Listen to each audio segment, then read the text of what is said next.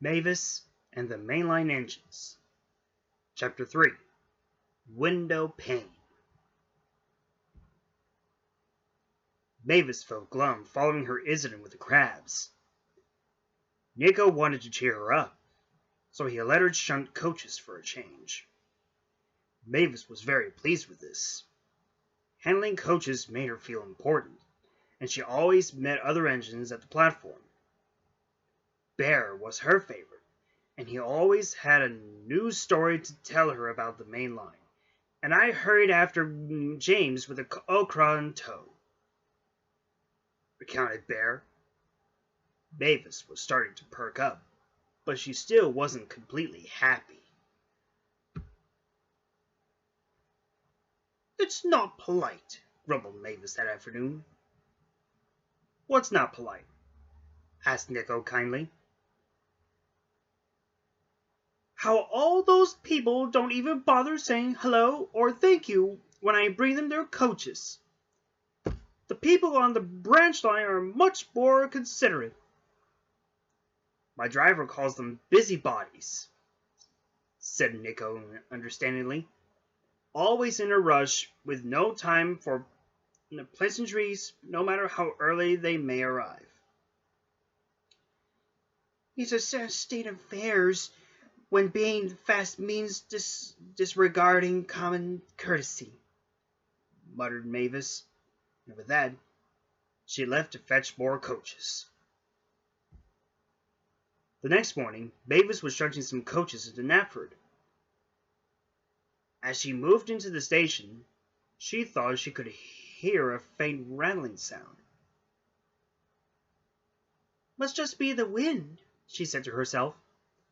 But the sound persisted, and with a quick glance up, Mavis found where it was coming from. In the station canopy were several loose glass panes, shuddering about with every blast of wind that came its way. "That could cause trouble," she thought. "I better tell someone at once."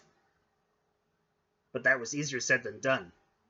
Every time Mavis tried to speak to someone, but a worker, a big engine, the yardmaster, or the station master, their reply could always be, "Can't stop to chat, too much work to do."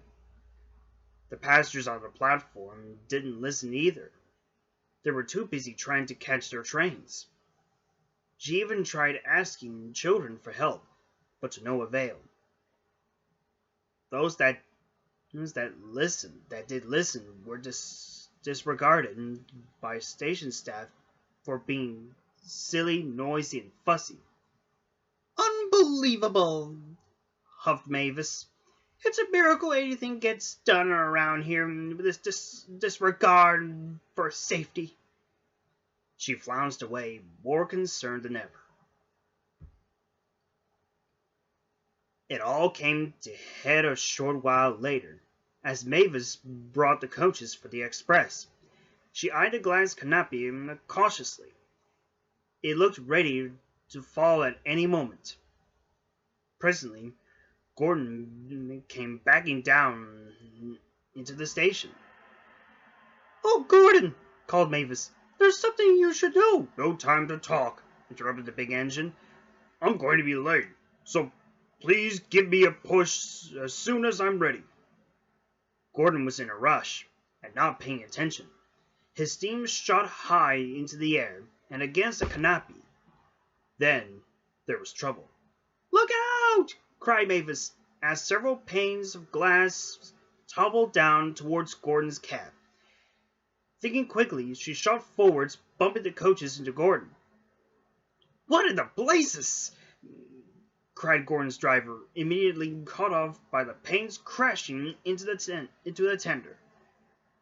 He and the fireman cowered in the cab as shards of glass flew everywhere.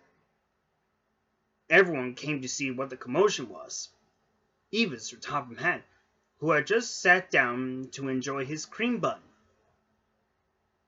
Gordon and his crew were in a state of shock. As a realization of what could have happened sunk in, Mavis breathed a sigh of relief. Thank you, Mavis, stammered Gordon. But how did you notice those loose paints?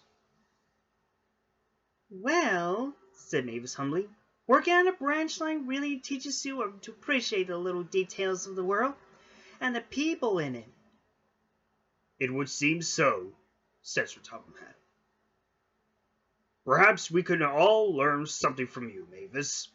One should never be in too much of a hurry to ignore important safety or courtesy. Mavis was delighted to agree. Now, if you'll excuse me, continued Sir Topham Hatt, adjusting his tuck napkin, I have some little details of my own to appreciate.